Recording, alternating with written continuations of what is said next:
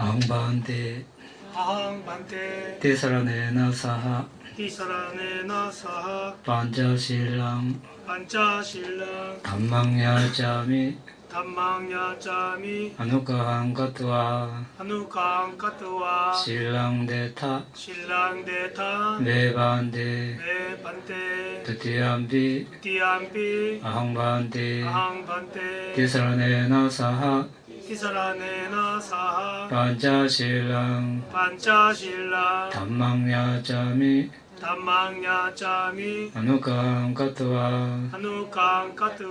silang deta me bante tatiyampi ahang bante tisarana saha panchasilang dhammang yacami anukahang katva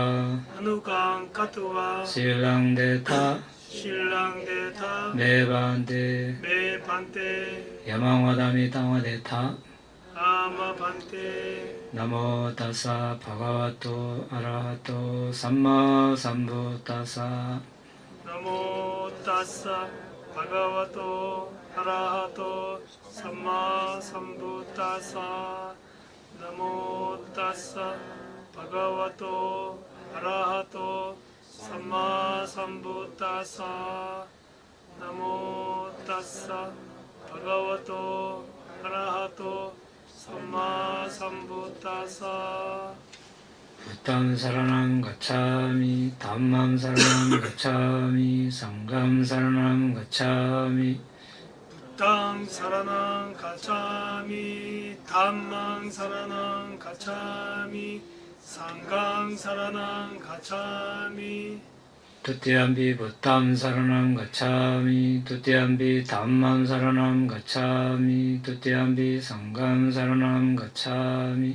tutiyampi buddham saranam gacchami tutiyampi dhammam saranam gacchami tutiyampi sangham saranam gacchami tatiyampi buddham saranam gacchami tatiyampi dhammam saranam gacchami tatiyampi sangham saranam gacchami tatiyampi buddham saranam gacchami tatiyampi dhammam saranam gacchami tatiyampi sangham saranam gacchami tisarana gamana parippunnam ama bante panadipada veramani sikkhapadam samadhiyami veramani sikkhapadam samadhiyami adinadana veramani sikkhapadam samadhiyami veramani sikkhapadam samadhiyami kamesu miccachara kamesu miccachara veramani sikkhapadam samadhiyami veramani sikkhapadam samadhiyami musawada veramani sikkhapadam samadhiyami veramani sikkhapadam samadhiyami surameraya maccapamadatthana veramani sikkhapadam samadhiyami veramani sikkhapadam samadhiyami tisarana saha panchasilang dhammang sadhukang katva apamadena sampadetha ama bante 오늘은 바람이 기본 조건에서 여섯 번째 선행구성 15법과 다섯 수승한 지혜 여기에서 믿음에 기여하는 요건에 대해서 우리가 알아보고 있습니다. 믿음을 일으키는 요인, 부처님을 거듭숙고함, 담마를 거듭숙고함, 상가를 거듭숙고함, 계를 거듭숙고함, 보시를 거듭숙고함 여기까지 했습니다. 오늘은 천신을 거듭숙고함 여기에 대해서 알아보겠습니다. 천신을 거듭숙고함을 닦으려는 사람은 고귀한 도를 통하여 일깨워진 믿음 등의 특별한 자질을 갖추어야 합니다. 그리고 조용한 곳으로 가서 신을 정인으로 삼아 다음과 같이 믿음 등의 자신의 특별한 자질을 숙고합니다. 4대 왕천이 있고 삼실삼천이 있고 야마천이 있고 도설천이 있고 화락천이 있고 타화자재천이 있고 범신천이 있고 그보다 더 높은 천신들이 있다. 그러한 천신들은 믿음이 있어 여기서 죽어 천상에 태어났다. 그러한 믿음은 나에게도 있다. 그 천신들은 지계가 있어서 또 배움이 있어서 보시를 했기 때문에 통찰지가 있어서 여기서 죽어 천상에 태어났다. 그러한 통찰지는 나에게도 있다.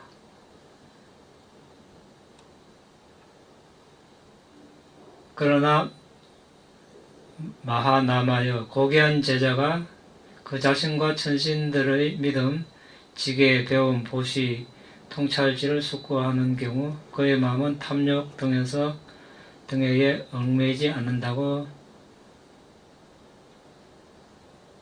설하셨습니다. 이렇게 설하셨지만 그럼에도 불구하고 천신들을 정인으로 내세워서 천신들에게 있는 믿음 등이 자신에게도 있다는 것을 보여주기 위해서 설하셨다고 알아야 하는 것입니다.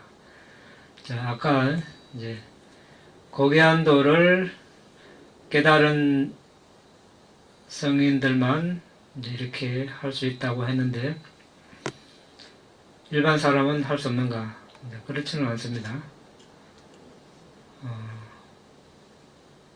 자신이 현재 가지고 있는 자질을 가지고 자신이 보시를 한 공덕도 있고 계율을 지킨 공덕도 있고 영상 수행한 그런 공덕도 있습니다. 이러한 공덕이 자신에게도 있다는 것을 알고 그러한 특질을 가지고 이러한 특질이 나에게 있다 이렇게 거듭숙고하면 범부들도 가능합니다. 그 마하나마경에 나와 있습니다. 마하나마는 스가족이죠. 스가족 왕입니다. 천남제일 아누르타 존자의 형이고 부처님의 사촌입니다. 스가족을 다스리고 있는 왕인데 이야기하자면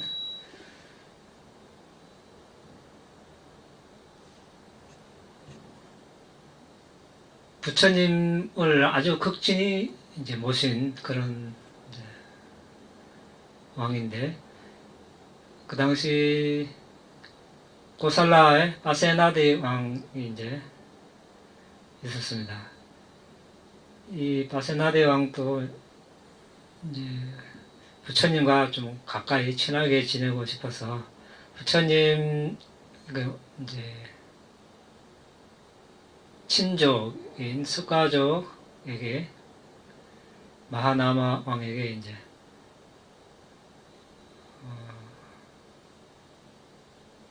사돈이라 그러네. 그쪽에 공주를 이제 보내달라 해서 이제 결혼을 이렇게 함으로써 이제 그런 친분 관계를 맺으려고 했던 왕이죠. 그래서 마하나마 왕이 그때만 해도 이제 석가족이 좀 쇠퇴하고 고설라 국왕이 강성했죠.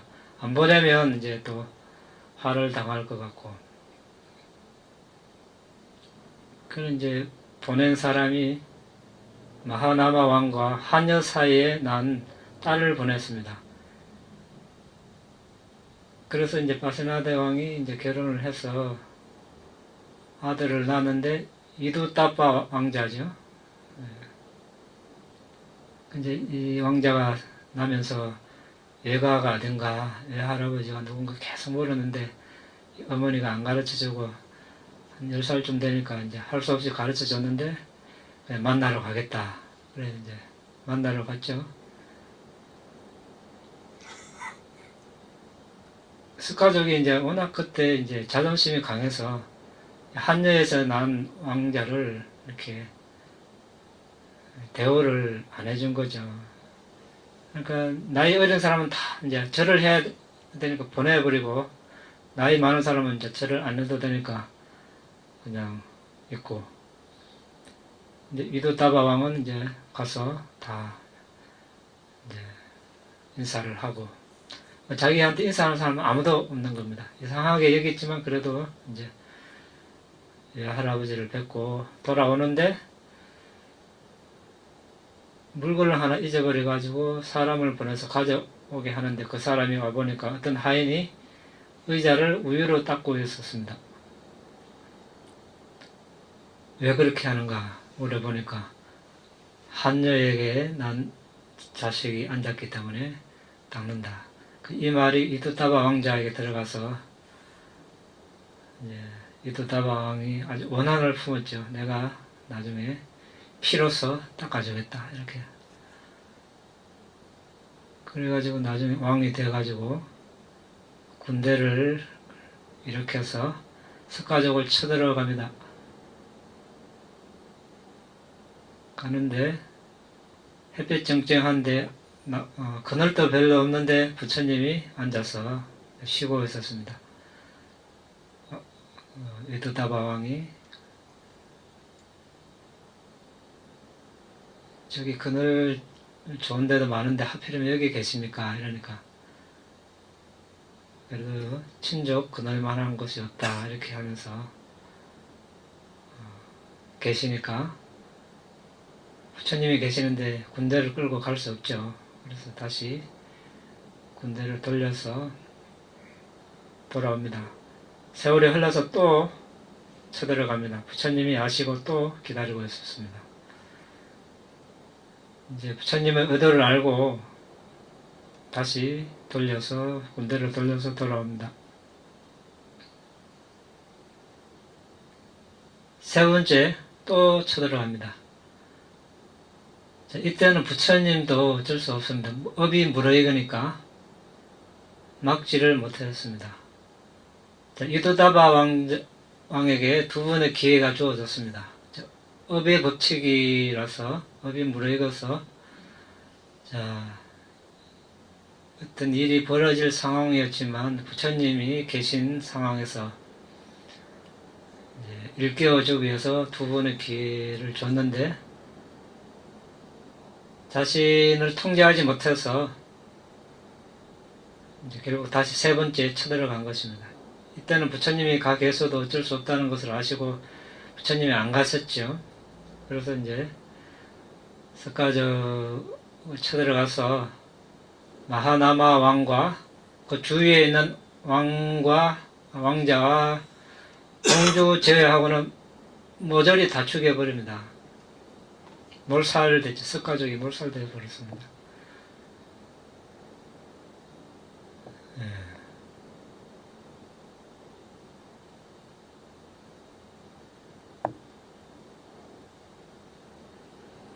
이제 그런데 스카족은 단지 그 생에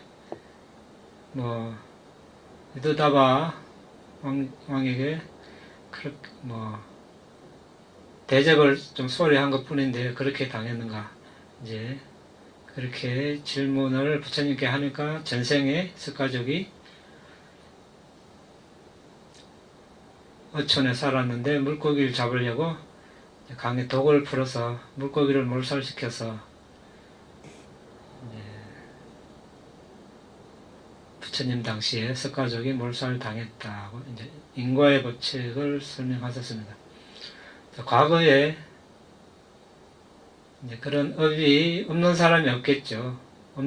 없지만 이제 그 과보로 이제 그런 일을 당할 수 있겠지만, 이두다바 왕이 첫 번째, 두 번째 부처님께서 말렸을 때 마음을 조금 달리 했으면 본인의 불선업을 짓지 않고 오히려 선업을 지을 수 있는 기회가 있었는데 두 번을 다 놓쳐버렸죠. 너무 원한이 강해서 부처님이 계셨는데 이제 그런 좋은 기회가 있었습니다. 그런데 우리는 부처님도 안 계시고 그런 기회를 가질 그런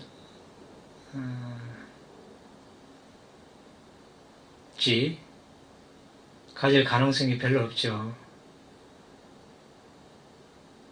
그러니까 이제 어떤 일이 일어나면 바로 반응을 해버리죠. 예. 자만심 또는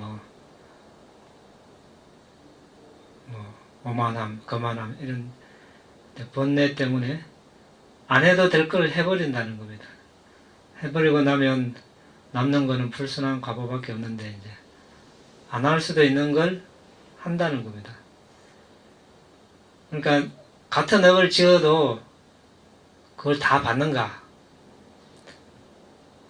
꼭 그렇지도 않고 또 그 업을 더 많이 강화시키는가? 이건 전적으로 현재 자신이 어떻게 하느냐에 달렸죠. 업을 있는 거로 다 받는다. 꼭 그런 것은 아니죠. 현재 우리가 개정의를 잘 닦으면 그 업이 반감되고 아주 약해질 수 있습니다. 또 반응을 안 하고 현명한 주의력을 기울이면 그런 걸 안 해도 되는 걸 안 할 수 있다는 거죠. 어쨌든 이제 마하나마 왕이 부처님께 이제 이런 질문을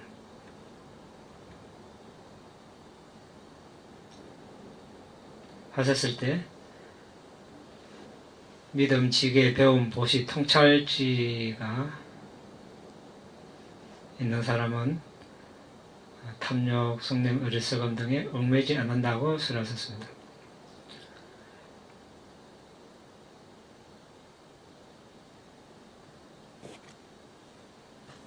이제 이런 숙고를 하기 전에 자신의 어떤 그런 경지, 또 하고 나서 또 자신에게서 우러나는 그런 마음으로서 천신에 대해서 계속 거듭 숙고하면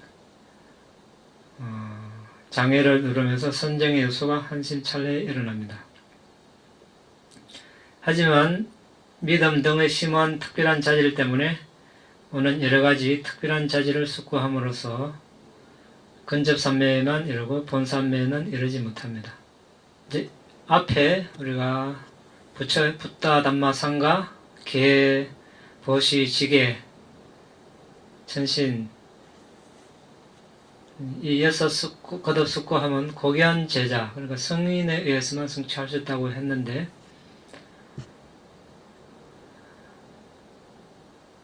아까 이야기한 대로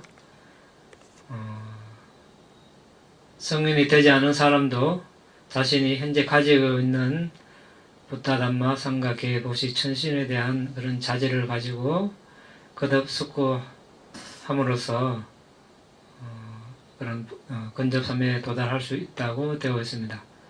또 그렇게까지 하지 않아도 단지 소문을 듣는 것만으로도 부처님은 이러하신 분이시다 이런 식으로 듣는 것만으로도 가능하다고 했습니다. 그런데 이제 이것은 아무한테나 적용되는 것은 아니겠죠. 과거에 붓다, 담마, 상가에 많은 이제 공덕을 짓고 인연이 있는 그런 사람에게 해당이 되겠죠. 실제로 푸사대화라는 존재가 있었습니다. 부처님의 특질에 대해서 이티피소, 바가와, 아랑, 삼마, 삼보도 있죠. 딱 소문만 듣고도 기쁨을 일으켜서 위파사나 수행을 해서 아란이 됐다고 이렇게 나와 있습니다. 자, 그 다음에 일곱 번째는 이제 고요함, 평화로움, 다른 말로 닛바나의 특질을 거듭 숙고함으로써 믿음을 내는 것이 있습니다. 고요함을 거듭 숙고함을 연마하려는 사람은 홀로 조용한 곳에 가서 다음과 같이 괴로움이 가라앉은 니빠나의 특질을 거듭 숙고합니다. 빅구들이여, 형성되었거나 형성되지 않은 법들이 있는 한 그들 가운데 탐욕의 시들미 또는 빗바람이 최상의 것이라 선언하노니, 말하자면 허영심을 깨부수는 것, 갈증의 제거, 의지하지 않는 것, 윤회를 끊는 것, 가래를 파괴하는 것, 탐욕의 시덤, 소멸, 니빠나이다. 여기서 그만큼이라는 뜻은 법의 개별적 정수, 고유성질, 여기서 이제 고유성질은 일반적 성질, 고유한 성질, 일반적인 성질은 뭡니까? 특성은 모든 조건 지어진 법은 무상고 무하죠. 예외 없이 다 조건 지어진 법에는 다 적용되는 겁니다. 고유 성질은 고유한 특징, 예를 들어서 마음도 하나의 법입니다. 마음, 보수, 접촉, 느낌, 지각 전부 다요. 물질에서도 땅 요소, 물 요소, 불 요소, 바람 요소, 이 하나의 이제 고유 성질을 가진 최소 단위라고 우리가 이야기를 합니다. 그것을 법이라고도 이야기합니다. 그것을 이야기하는데, 이제 마음의 특징은 뭡니까? 대상을 안다고 해서 마음이죠. 이제 기능은 마음부수의 선두주자가 된다. 마음부수들을 이끌어가는 거죠.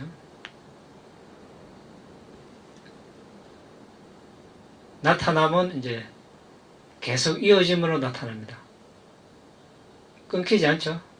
이렇게 시각 대상이 나타나면 안문인식 과정, 오문전향이 일어나고, 오문전향 마음, 그 다음 안식, 받아들임 조사 쭉 일어나고, 이제 안문인식 과정이 끝나면 또 마음과 마음이 일어나고, 마음과 끊기면 또 의문전향 마음이 일어나고, 한 존재가 죽을 때까지 계속해서 끊임없이 일어납니다. 상속이 나타남입니다. 또 죽는다고 해서 또 끝이 아니죠. 우리가 알아는 되지 않은 이상 죽음의 마음 끝나고 또 재생연결식 계속. 이제 가까운 원인은 정신물질 또는 토대, 대상 이런 것들이 되겠죠. 이렇게 이제 이걸 고유성질을 가졌다 이렇게 이야기하죠. 우리가 마음보수 중에는 알아차림 특징은 대상에서 벗어나지 않고, 기능은 대상을 잊지 않고 기억하고, 대상과 마자함으로 나타나고, 사념처가 가까운 원인이고, 강한 지각이 가까운 원인이고, 이렇게 이야기하죠. 이런 식으로 이제 고유 성질을 가진 것을 이제 하나의 법이라고 합니다. 그래서 법은 크게 부처님 가르침을 법이라고 할 수 있지만, 하지만 좁게는 이렇게 마음 하나를 법이라고 할 수 있고, 마음보수 하나하나를 법이라고 할 수 있습니다. 물질, 땅, 물, 불, 바람 하나하나를 법이라고 합니다. 땅의 특징은 뭡니까? 단단함. 기능은 다른 물질들의 토대가 됩니다. 나타남은 다른 물질들을 받아들임으로 나타나고, 가까운 원인은 다른 수화풍, 다른 물질들, 가까운 원인, 이렇게 이야기합니다. 이렇게 이제 보는 것을 개별적 정수로 본다, 이렇게 이야기합니다. 이러한 것들이 비파사나 수행의 대상이 되죠. 이제 형성된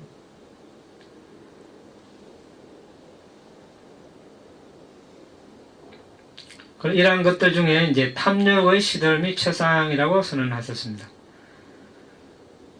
여기서 시들은 단지 탐욕이 없는 상태이기보다 허영심을 끼는 것, 니빠나 등의 구절에서 허영심을 끼는 것이라 불리는 형성되지 않은 법을 원래 탐욕의 시들미라고 여기는 것입니다. 그러니까 형성되지 않은 법, 니빠나이죠. 허영심을 깨는 것, 즉 니빠나에 도달하는 것, 니빠나를 정득하는 것, 그것을 말하는데, 그것이 이러자마자 자만의 허영심, 남자다 여자다라는 허영심 등과 같은 모든 허영심의 미몽에서 깨어나고 파멸시키고 없애버리기 때문입니다. 그리고 이것은 갈증의 제거라고 불리는데, 그것이 이러자마자 모든 감각적 욕망들이 제거되고 풀리기 때문입니다. 이것은 의지처를 없애는 것이라 불리는데, 그것에 이르자마자 5가닥 감각적 욕망이 없어지기 때문입니다. 이것은 윤회의 끝이라 불리는데, 그것에 이르자마자 3개의 윤회하는 것을 끝내기 때문입니다. 이것을 가래의 파괴라 불리는데, 그것에 이르자마자 가래가 완전히 파괴되고 시들고 거치기 때문입니다. 이것은 가래로부터 벗어났고 떠났고 분리되었기 때문에 니빠나라고 부릅니다. 이제 니빠나를 다른 말로 표현하면 이제 고요함, 평화로움 이렇게 이야기합니다. 그래서 우리가 고요함을 거듭 숙고함 이렇게 이야기합니다. 이것도 40가지 사마타 주제 중에 하나에 들어갑니다. 이와 같이 고요함, 즉 니빠나를 허영심을 깨는 것으로 시작하는 특질에 따라 숙고해야 합니다. 그렇지만 이것은 또한 부처님께서 경에서 다음과 같이 고요함의 특질에 대하여 설하신 것에 따라서 시작할 수 있습니다. 비구들이여 그대들에게 형성되지 않은 법을 설하리라. 진리를, 피안을 또는 보기 어려운 것을, 쇠퇴하지 않음을, 영구불변함을, 사념의 확산이 없음을, 불사를, 길상을, 안온함을, 경이로움을, 손상되지 않음을, 병들지 않음을, 청정을, 섬을, 의지처를 설하리라. 자, 다 이제 니빠나의 다른 이름이 되겠죠. 이렇게 그가 허영심을 깨는 것 등 고요함의 특별한 자질을 숙고하면 그때 그의 마음은 탐욕에 얽매이지 않고 성냄에 얽매이지 않고 어리석음에 얽매이지 않고 고요함에 고무되어 올곧아진다. 그가 이미 설명한 대로 장애를 억누르면 한심찰레 선정의 요소가 일어납니다. 그러나 고요함의 심오한 특별한 자질 때문에 또는 고요함의 여러 특별한 자질을 숙고함에 전념함으로써 인해 근접삼매에만 이르고 본삼매에는 이르지 못합니다. 니빠나를 거듭 숙고함 또는 고요함을 거듭 숙고함도 고귀한 제자들에 의해서 성취된다고 했지만 그럼에도 고요함을 존중하고 높이 평가하는 범부도 숙고할 수 있습니다. 소문을 듣는 것만으로도 고요함의 확신을 가질 수 있습니다.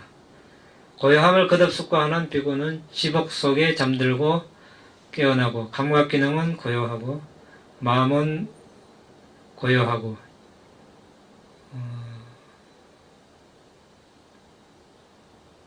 도덕적 부끄러움과 두려움이 있고 믿음이 있고 수승한 경지를 얻으려는 결정심이 있고 청정한 삶을 사는 동료들에게 존경과 공경을 받고 더 높은 경지를 통찰하지 못하더라도 선체에 나게 됩니다.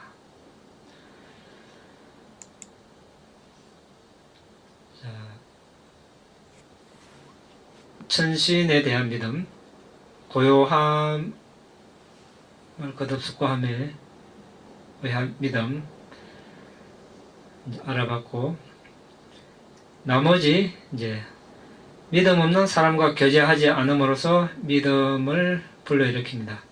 또 믿음 있는 사람과 교제함으로써 믿음을 일으키고 헌신적 믿음에 영감을 주는 법에 대한 통찰을 함으로써 믿음을 일으키는데 10가지가 있습니다. 첫째, 계를 준수함으로써 이제 5개, 8개, 10개 또는 출가자는 수백 가지 그런 계율이 있습니다.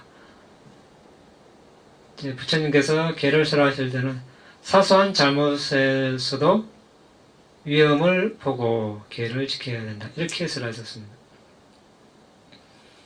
우리가 담배꽁초나 성냥불로 큰 불이 일어납니다. 산불이 일어나고. 개도 마찬가지죠. 사소한 것 어기기 시작하면 이제 큰 것도 나중에 어기기 쉽습니다.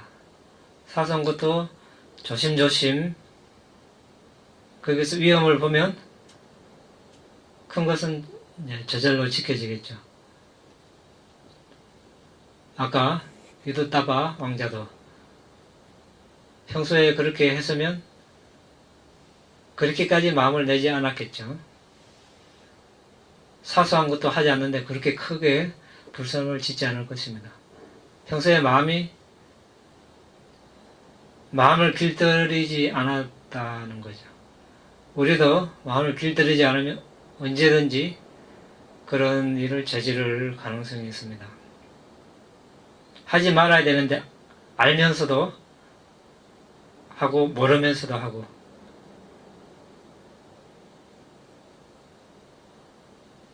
하게 되면은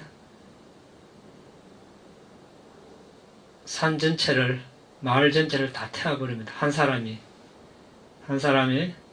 어리석은 사람이 전체를 불태워버립니다.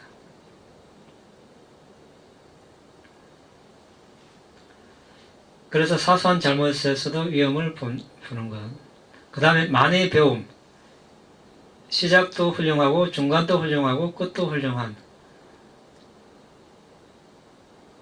이제 부처님 가르침은 모두가 시작이 좋고 중간이 좋고 끝이 좋습니다.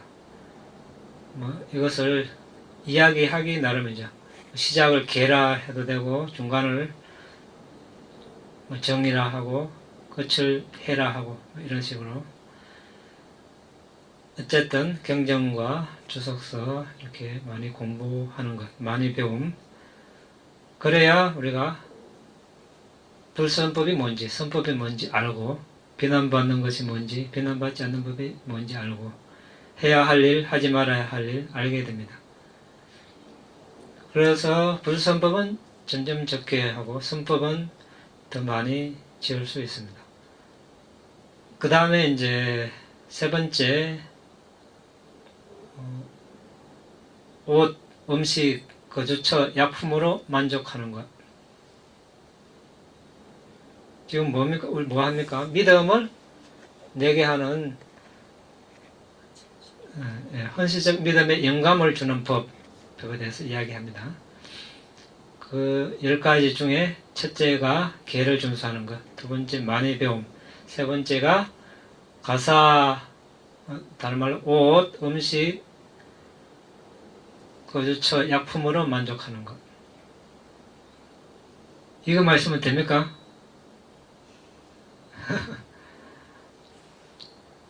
그 다음에 4가지 선정, 초선정, 2선정, 3선정, 4선정. 이것이 또 헌신적 믿음에 영감을 주는 법에 대한 성찰. 이제 마음의 집중을 이룸으로써 심청정을 하는 것이죠. 일시적인 청정이긴 하지만 우리가 계속 사마타 수행을 함으로써 마음의 정화를 이룰 수 있습니다. 마음의 정화를 이루면 법을 있는 그대로 알고 볼 수 있기 때문에 우리가 믿음을 늘 수 있습니다. 자, 그 다음은 나머지 6가지는 육신통입니다. 신족통, 천의통, 타신통, 숙명통, 천안통, 누진통.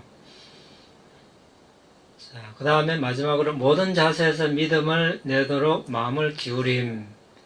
이렇게 하는데, 이제 이런 부처님을 거듭 숙고함, 단마를 거듭 숙고함, 상가를 거듭 숙고함, 개를 거듭 숙고함, 도시를 거듭 숙고함, 천신을 거듭 숙고함, 또는 고요함, 니반을 거듭 숙고함.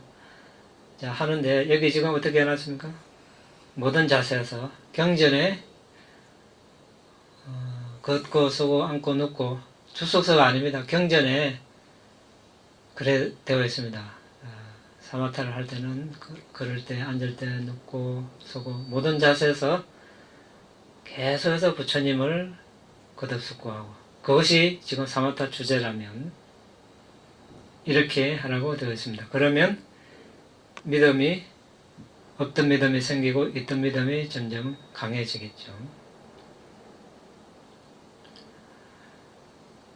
자, 오늘은 여기까지만 하겠습니다.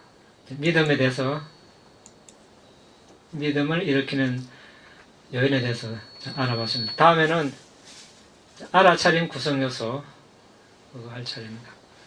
자, 질문 있으면 하시기 바랍니다. 질문 하나 예. 여쭤보겠습니까? 믿음이라고 할 때 우리가 지금 불교에서의 믿음이라는 것은 빨리 하면 싸우다 네. 이거와 신앙적인 믿음이다. 네. 우리가 지금 불교에서 말하는 이 믿음이 일반 대중들이 말하고 그들이 말하는 이 신앙과 네. 신앙을 할 때 그 믿음과 불교에서 수행자들이 하는 이 믿음에 차이가 있다고 알고 있습니다. 그래서 불교에서 믿음은 그 확신이라고 한다고 네. 알고 있습니다. 네, 그러면은 이 두 가지의 어떤 차이점에 대해서 예가 있으면은 예 부처님께서 하신 말씀이나 경전 속에 있는 어떤 예가 있으면 예화나 이야기가 있으면 좀 들려주시면 좋겠습니다. 일반적인 믿음과 예. 이제 부처님 가르침 하에서 믿음은 주로 부처님에 대한 믿음, 붓다 담마 상가에 대한 믿음, 또는 이제 업과 업의 결과에 대한 법칙에 대한 믿음, 그럼 인과에 대한 믿음이 되겠죠. 주로 여기에 이제 기반을 두고 있습니다. 그리고 이제 그게 말하자면 이제 연기, 과거생에 대한 믿음, 미래생에 대한 믿음, 현생과 연기에 대한 믿음, 이렇게 볼 수 있는데, 자, 이것은 이제 그 사람의 주의력에 달렸겠죠. 일반적인 믿음, 뭐, 부처님의 가르침에 대한 믿음 자체라는 단어는 뭐, 정의는 같겠죠. 그런데, 이제, 접근하는 태도랄까, 받아들이는 자세, 이것의 차이라고 볼 수 있겠죠. 맹목적으로 믿는 이것과 이제 부처님 가르침 하에서 부처님께서 말씀하시는 믿음은 와서 보라는 그런 말씀이 있습니다. 와서 실제 공부하고 경험을 함으로써 이제 오는 믿음, 그걸 말씀하시는 것이죠. 그래서 그런데 이제 이 생에서 현 동시대에 살아가는 많은 사람들이 있습니다. 같은 불자라도 그 믿음의 정도가 다 다를 것이고, 불자가 아니면 믿음이 없겠죠. 오히려 부처님 상을 보고 불선심을 일으키는 그런 이제 종교인도 있을 것이고. 그런데 이제 같은 믿음을 내더라도 그 정도가 다 다를 것입니다. 다르다는 것은 어떤 사람은 부처님을 뵙지 않아도 부처님이라는 단어만 들어도 환희심이 일어나서 아주 이렇게 즐겁고 그렇습니다. 그런데 어떤 사람은 실제 가르침을 접하고 경전을 공부하고 수행을 해도 그 믿음이 긴가민가 이럴 수도 있는 거거든요. 그러니까 그 시작점이 이번 생에 같은 믿음이라는 단어를 놓고 했을 때 이번 생에서 시작점이 다 다르다는 것이겠죠. 어쨌든 이제 믿는다는 것, 확신, 이것이 믿음인 것은 사실이죠. 사실인데 그것을 맹목적으로 그냥 이제 따르느냐 아니면 실제 본인이 공부하고 수행을 하면서 따르느냐 이제 여기에 차이가 있겠죠. 그리고 이제 여기서 이제 우리 믿음도 마음보수 유익한 마음보수 중에 하나인데 이 정화하는 그런 이제 성질이 있습니다. 이제 믿음으로써 마음이 아주 깨끗해지는 그런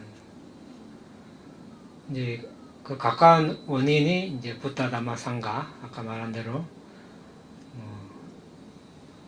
전생, 내생, 현생, 연기 이런 것들이죠. 거기에 대한 믿음. 거기에 대해서 태어나자마자 저절로 믿음을 가지는 사람이 있고 현생에 많은 공부를 해서 가지는 사람이 있고 또 그 중간인 정도가 있겠고 많은 차이가 있겠죠.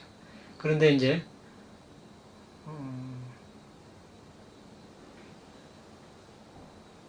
불자든 불자가 아니든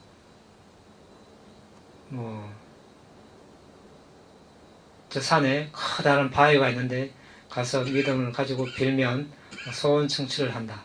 이런 것은 이제 명목적인 믿음이 되겠죠. 또 어떤 사주 관상을 본다든지 부처님 가르침 이외에 어떤 특정한 대상에 대해서 명목적인 믿음을 가질 수 있겠죠. 이제 지혜가 없는 부족한 그런 믿음이 되겠죠. 지혜가 있느냐 없느냐 현명한 주의력을 기울이느냐 기울이지 않느냐 이런 차이가 이 차이라고 보면 되겠죠. 스님, 상카라 우페카라 하는 그런 수행에 경계가 있습니까? 경계가 있다면 어떤 경계? 이파사나 지혜 단계 하나이죠. 그러니까 덕과를 얻기 전에 단계. 그러니까 상카라라는 것은 여기서 여러 가지 의미가 있는데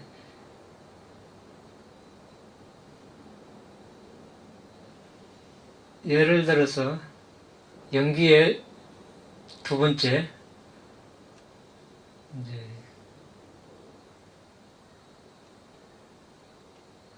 요소를 상카라라고 할 경우가 있고 만부수에서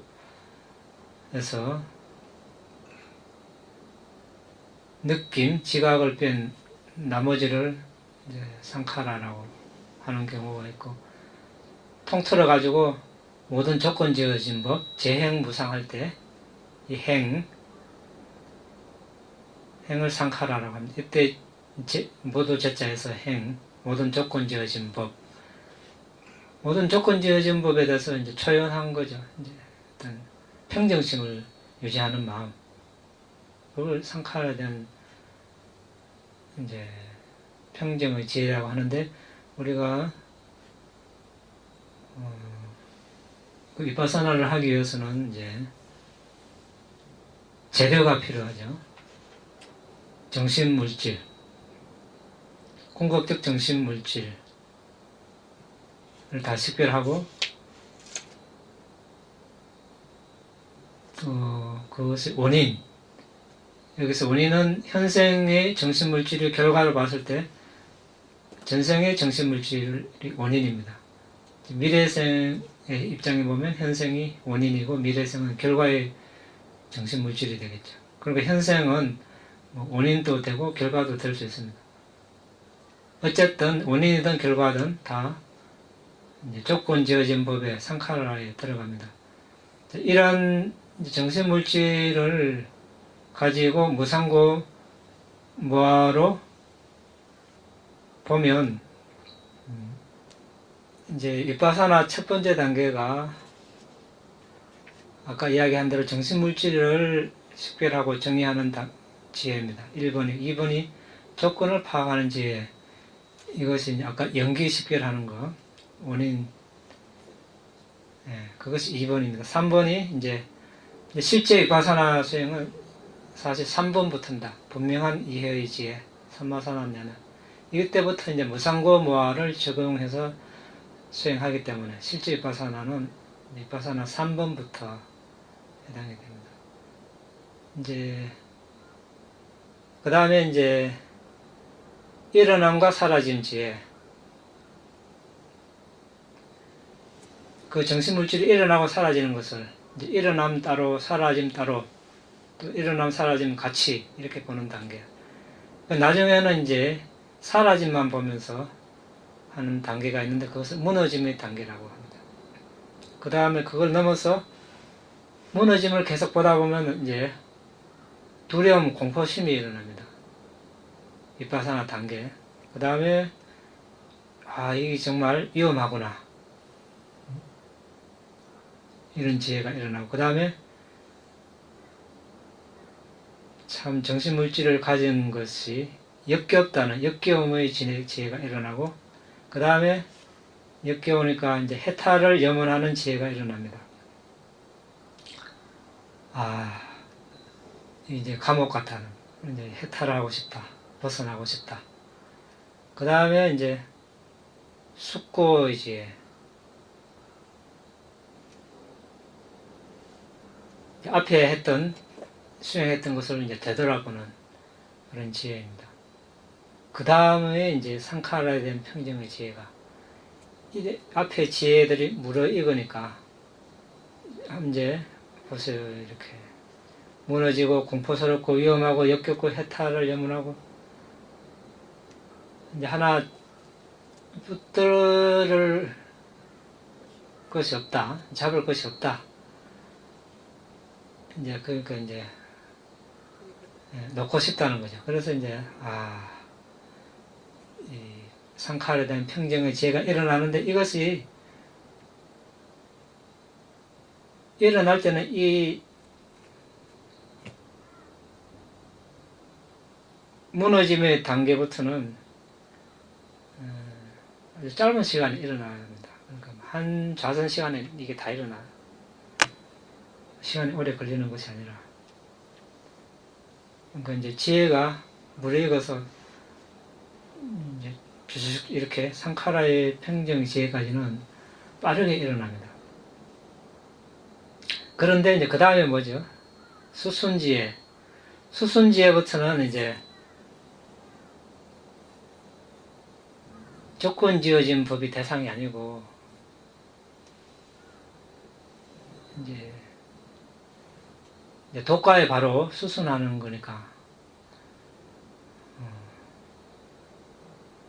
이 이제 상카라에 대한 평정 지혜 그 이상 이제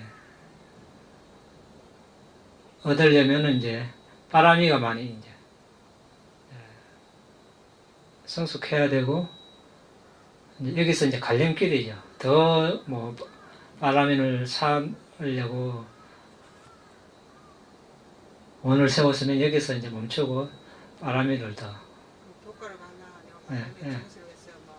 내가 그 선택은 본인한테 달렸다. 이제 과거에 그 이제 소원을 세울 수도 있고 그게 따라서 더 나아가느냐 거기서 멈추고 더 이제 공덕을 쌓는가 거기에 달린.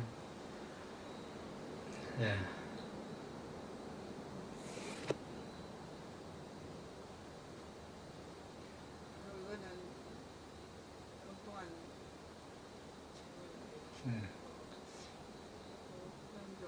사람들이 그런 얘기를 하고 맞아요. 어떤 영가를 봤다, 뭐가 있다, 뭐 하는 그런 부분에 대해서 인정해야 되는 건지 그거를 또 죽음은 49제 그거는 전번에 얘기해가지고 그 영가에 대해서 그 영가에 영향을 받는다거나 뭐 이런 부분에 사람들이 있지 않습니까? 그걸 어떻게 해석을 받아들여야 될지. 영적인 존재 어떤 그것은 이제 부처님 가르침에 보면 그게 있다 없다 그것은 논쟁거리가 아니고 있는 거죠. 영적인 존재가 있죠. 있는데 그 존재가 어떤 존재인가 여기에 대한 문제가 되겠죠. 그것이 그런 존재들이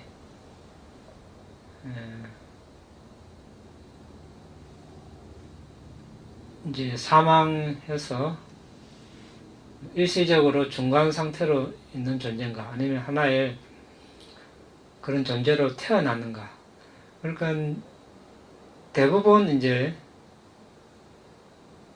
사람이 죽어서 악에게 태어난 존재가 이제 존재를 이미 이제 태어났는데 돌아가신 조상님의 영혼 뭐 이렇게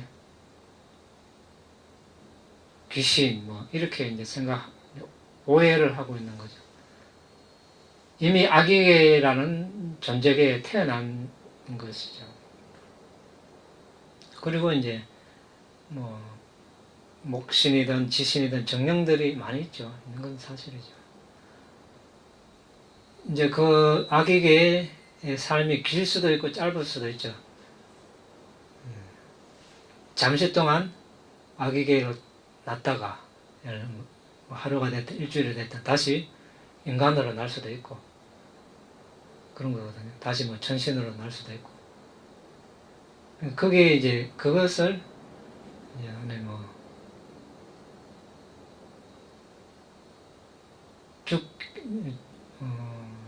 죽어서 다시 태어나기 전 단계 이렇게 이제 오해를 하고 있다 이렇게 이제 보는 거죠.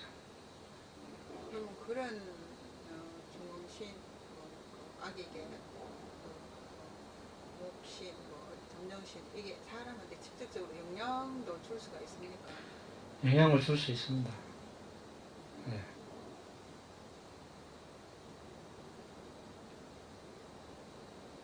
영향을 줄 수 있는데 이제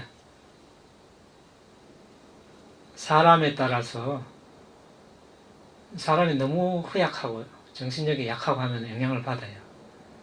근데 그 사람이 정신력이 강하고 하면은 영향을 안 받죠. 안 받고 이제 영향을 받더라도 우리가 삼기를 하고 붓다를 거듭숙고함, 단말을 거듭숙고함, 상가를 거듭숙고함 있죠.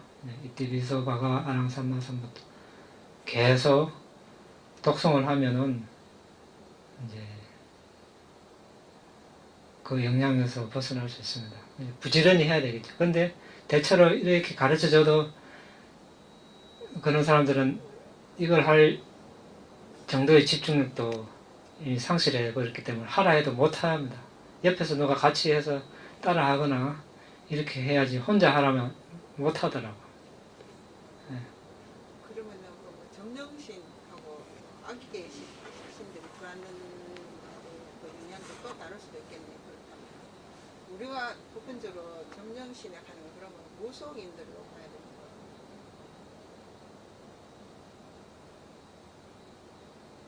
뭐 여러 가지로 볼 수 있겠죠. 워낙 종류가 많아서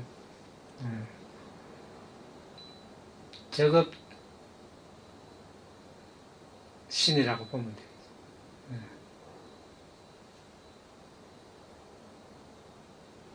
그 스님께서 그런 우리가 소위 이제 중음신이라고 말씀은 하지만 사실은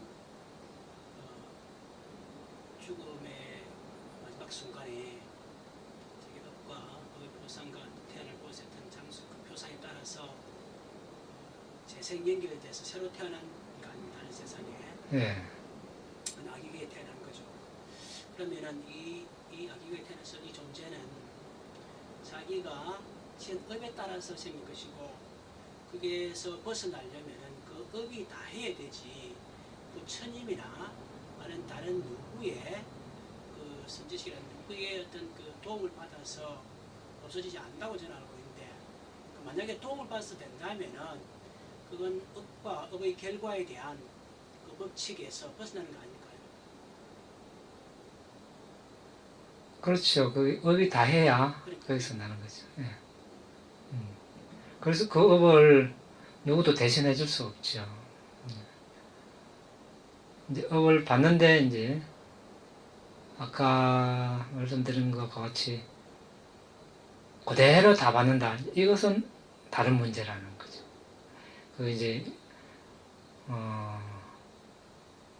소금덩이 경의 비유처럼 이렇게 종지에 있는 물에 소금을 담근 거하고 큰 넓은 호수에 같은 소금덩이를 담그었을 때 짠 정도가 다르듯이 같은 불선업이라도 이제 실제로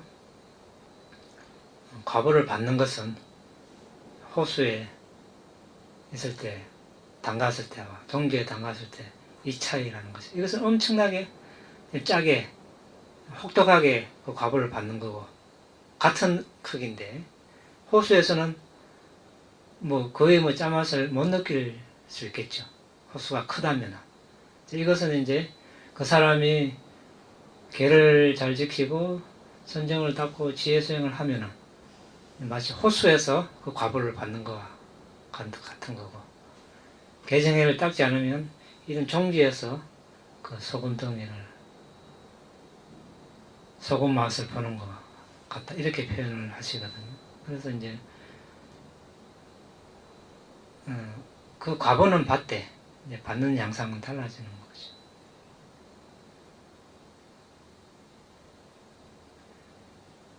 그래서 이제 그 과보 받는 것은 그 누구도 피할 수 없죠. 어쨌든 이런 식이든 받아야 되는 거예요.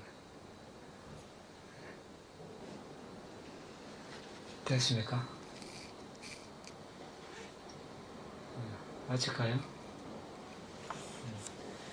이당매 분양 이담에 분야 아사와카야 아사와카야 와항호뚜 와항호투 이당매 분양 이담에 분야 니바나사 니바나사 파짜요호뚜 자요호투 마마 분야바강 마마 분야바가 사바사타낭 사파사타나 바제미 바제미 대사베 대사베 내사망 내삼마 분야바강 분야바가 나반투 나반투 사